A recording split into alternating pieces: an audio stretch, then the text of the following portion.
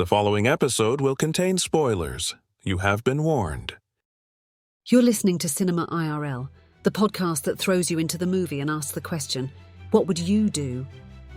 What would you do if you and your co-host disagreed rather vehemently on aspects of a movie and barely even get into the actual point of the podcast they were recording?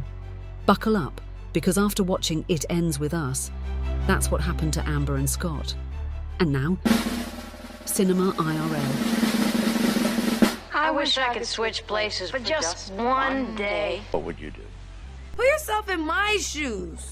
How do we handle this? What would you do? Put yourself in my position. What would you do? Now it's your turn.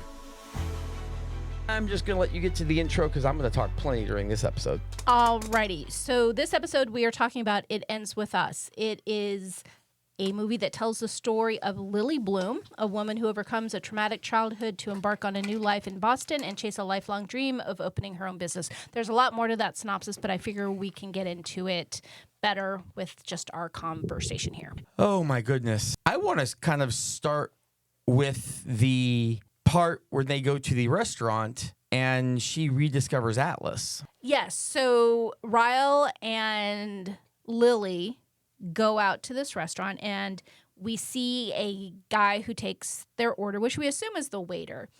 But we realize from flashbacks in the film, this is actually her childhood boyfriend who she had lost her virginity to. And her dad also beat that guy, Atlas. And he went off to the military. Was experiencing homelessness because his mom got beaten by her boyfriend. So we have a whole big circle here of domestic There's abuse. all sorts of beatings going on here. So, for one, I cannot fathom much of anything more uncomfortable than being out with your fairly new guy who is meeting your mom for the first time. And, the person who comes over to help you is your childhood boyfriend who you've not seen in probably 10 years at least. Yeah, no, that was a surprise. And actually, it turns out Atlas is not a waiter at the restaurant. He actually owns the restaurant. Yes, the new guy or the old guy Atlas, out of nowhere comes into play. Atlas, Lily, and Ryle. That's gotta F with her head. I mean, it had to. I mean, she seemed to handle it well. She didn't acknowledge that she knew him when he came to the table to talk to them, but she quickly dismissed herself and went to find him and talk to him and connect.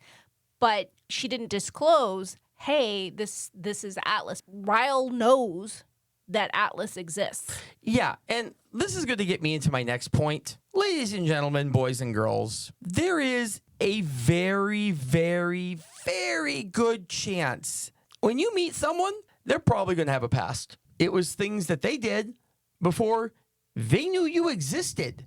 Right. And this is part of how they formed as a human being. And whether or not I've always stated that for the most part, once I have fallen in love with someone, I will probably literally love them and for the rest of my life. But it is a different type of love. It's not that romantic love that you would necessarily feel for someone. And I was not down with the way Ryle was lambasting her about her past. They went back to the restaurant because Ryle invited his sister and his sister's husband, and they decided to go back to that restaurant. And she didn't know anything about it, and she was like, oh no, we should go somewhere else. And he was like, no, we like it there and I want to take them to this restaurant. So they ended up going back to the restaurant. However, when they returned, there had been an accident with a hot pan in the oven, and with Ryle touching the hot pan and kind of jumping back because it was hot, Lily accidentally fell and she has somewhat of a black eye. And so they go to the restaurant and Atlas sees her black eye and immediately thinks, this guy is hurting you because that was the history with his mom and her mom.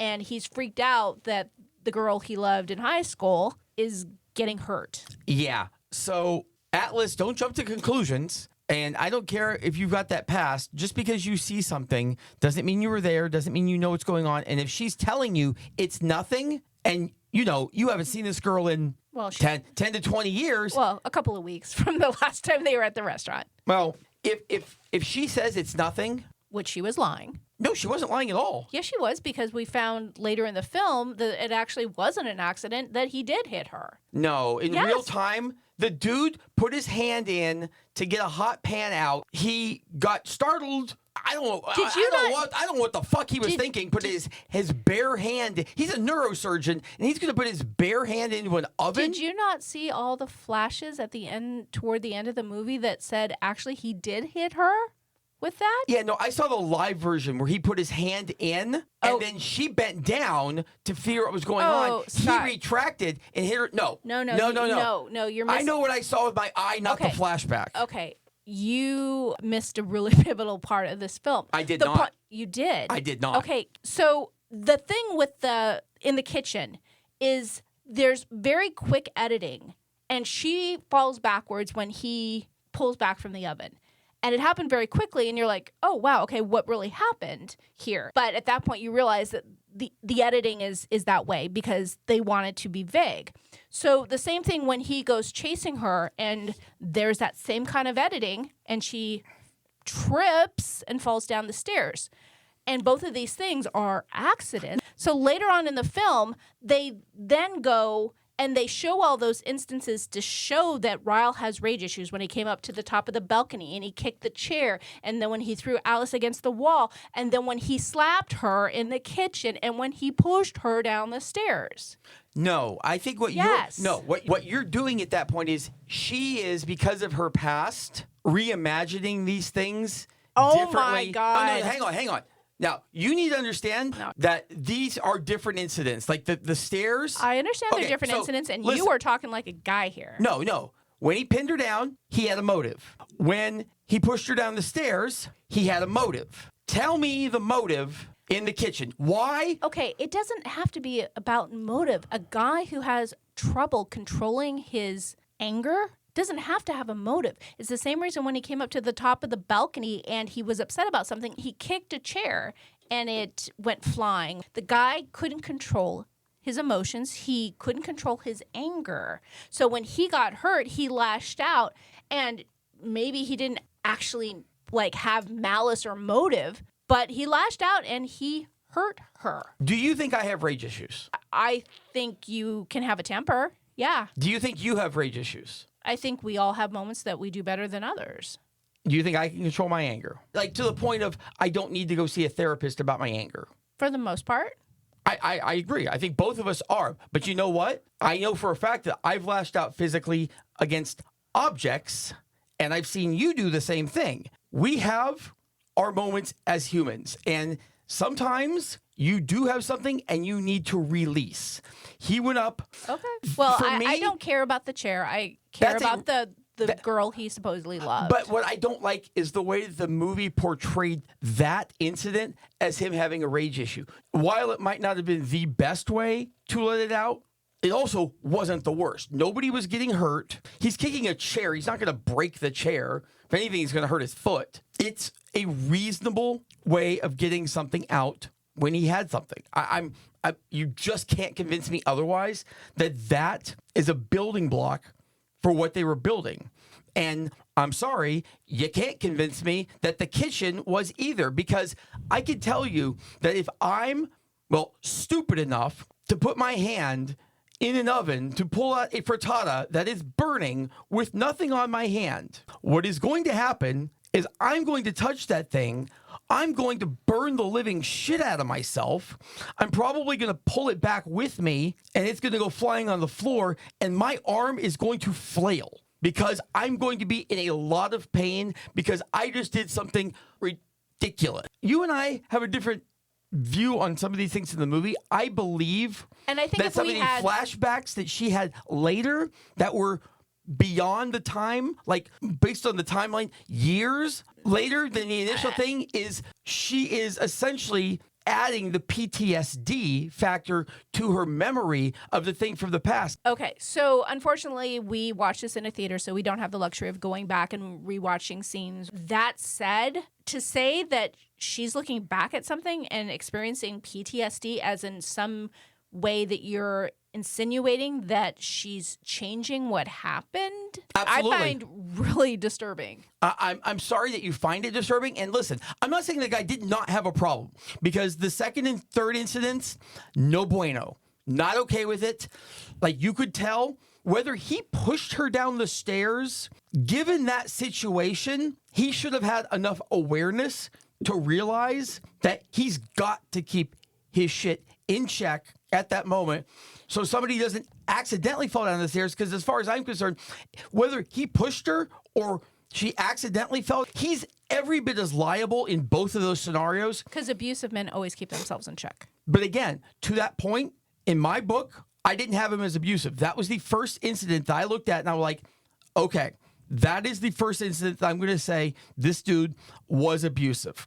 And again, the flashbacks at the end really dramatized the things from the past. It didn't dramatize them. It showed the circumstances, what happened. The reason he was angry is because he found Atlas's phone number, which Atlas had tucked between her phone and her phone case. And he found it and basically was upset, thinking that she had been contacting him when he had asked her not to, and she hadn't. And it threw up this whole big argument, of which point she leaves the house, and then they get to the stairwell, and then again, kind of very abrupt editing, she's then bloody in a bed and saying what happened. Okay, what would you do if the person that your significant other has asked you to not be in contact with comes to your flower shop, writes his number down, puts it in the case of your phone, and walks out? What I do is, as soon as he leaves, I go into that case and I remove that phone number. Okay, so here's the funny part, is he put his information in her phone, but he owns a restaurant in the neighborhood. So she needed to talk to him. She could have tracked him down at the restaurant Quite easily. Yeah, so that was just kind of silly. It was a setup, I guess, for Ryle to be able to find that phone number and there to be an altercation, but it was silly. But let me be clear here. She absolutely is responsible for that incident occurring. I could see someone doing that with you and you forgetting it was in your phone. Well, then that's on me. That's absolutely, and in a situation like that, you've got to be hyper aware. Because I've had a situation in my past with my ex-wife where we had someone that she's like, nope, that person, no contact. And there's been justifiable reasons, and I allowed her to get away with it because she had a justifiable reason to do so.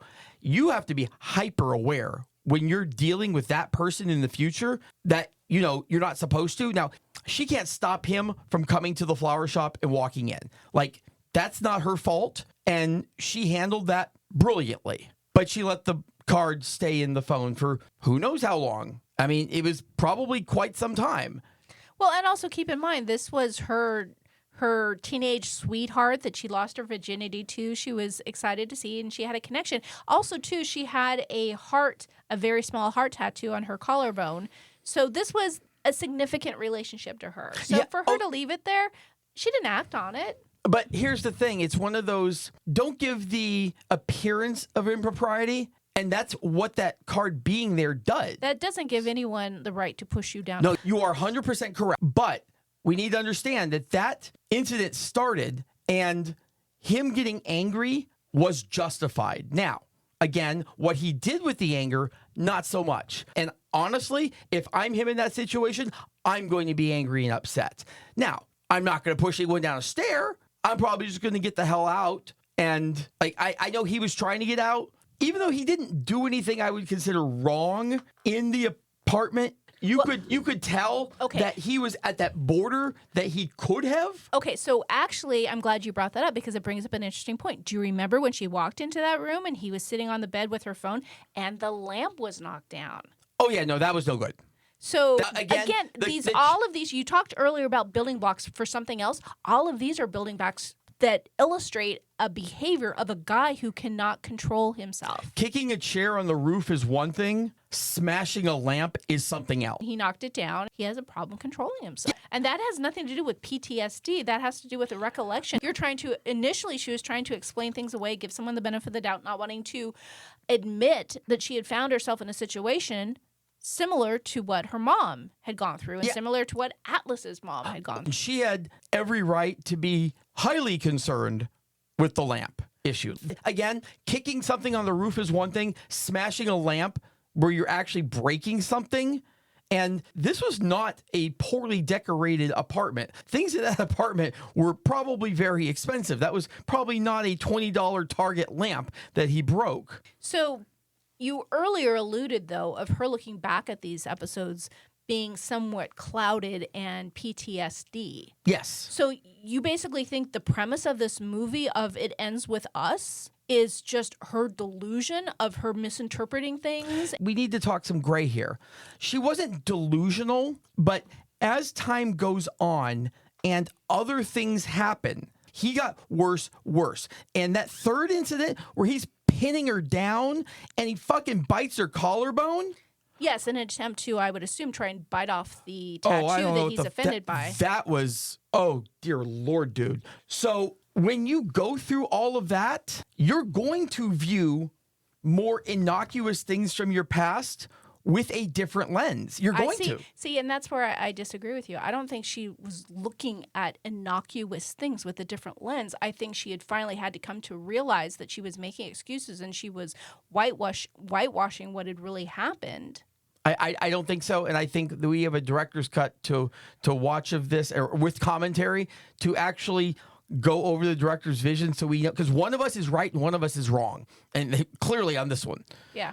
The second and third incident, like the second was partially caused because she went after him and he was trying to get away. The stairs. Yeah, but that, again, still, he should have just been, I mean, the dude's bigger than her. He should just go down the stairs. Do not let her get in front. Just go down the stairs. Don't have an argument. Boys and girls, what would you do? I would not have an argument in a stairwell. So I guess, folks, leave your thoughts in the comments. As our regular listeners know, Scott and I don't discuss these films after they end. We save our conversation here for the podcast. So when we have a disagreement like this is actually you're hearing it as we're having the discussion. Yeah. So leave a comment and let us know what you thought of the film, because I wasn't aware that we had a disagreement on it. The third incident was insanity because he is getting pissed off at her because of a magazine article that was done about the other guy's restaurant and things that he said. Well, no, what he got upset is he alludes to the story of a girl from his youth, which is her, and then says the story about this oak tree and this wood and this heart and whatever, which then validates what the heart on her collarbone is about, which Ryle has repeatedly asked her about, and she just says it was, something silly from childhood. But he's obsessed with this tattoo. So now in this interview, there's now evidence here that the tattoo is related to her relationship with Atlas. And then the interview goes on to say, well, have you seen this girl since? And he says, yes. And even though obviously he saw her at the restaurant twice, Ryle still gets all like, you've seen him and it's there and you've seen him and that's what this tattoo is about. And again, I want to make it very clear here. Even though we've argued about various points in the movie, we do agree on the fact that Homeboy had an issue. Homeboy needed help. I just think it didn't reveal itself to us, the audience, until later than what you do. But it's very clear because that's insane. But there's so much fault around this thing because she let him know within 10 minutes of the first time that they met that she lost her virginity to a homeless dude. Well, and again, that sounds much different. He was a young high school student who left the house because his mom was with an abusive boyfriend. Well, yes, I'm not saying that there wasn't. And there was an altercation, at which point he had a scar from one of the altercations, and he left, and he was going to kill himself, and he was hiding in an abandoned house across from her, and that's how they ultimately met. So there's context there.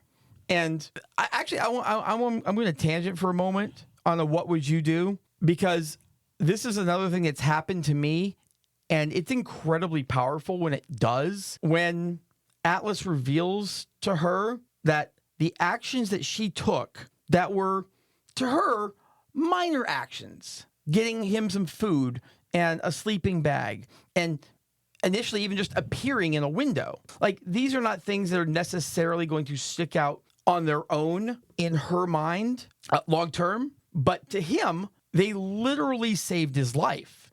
If she hasn't done that, he kills himself.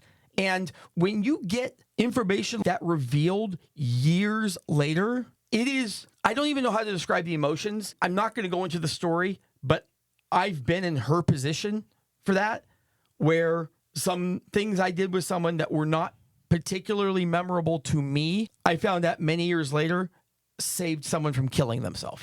And I think that's a really good reminder of just the power of being kind. You know me as well. I'm very much an out in the open guy. I don't like having a bunch of secrets. I would rather make you uncomfortable about something that happened in my past. That's true. And be honest. You're really good about making people feel uncomfortable with your high degree of honesty. But being honest, because then it's me saying, I think you have enough emotional maturity to understand that I have a past and that I did things before I met you. And that's another reason why I have several rules I always said growing up before I would get married. And one of them was I have to live with someone for at least 3 months before I say I do. Because when you're dating, that's one thing. But once you actually get into the same quarters as somebody else, those aspects of their personality that maybe they're hiding on those dates, they get a lot harder to hide. Also, another what would you do? If you're in a situation with someone where you maybe have anger issues or you have an issue of some form, anger, addiction, any form, gambling, any form of a problem that the other person has an issue with you on, do not come to them and say, I'm going to get help. No. Come to them and say, I'm currently getting help. I've been doing this for a while. Because if you just say, I'll get help. Oh, yeah. Then the person comes back and you never get help. That's every bad relationship story. That's every dramatic movie.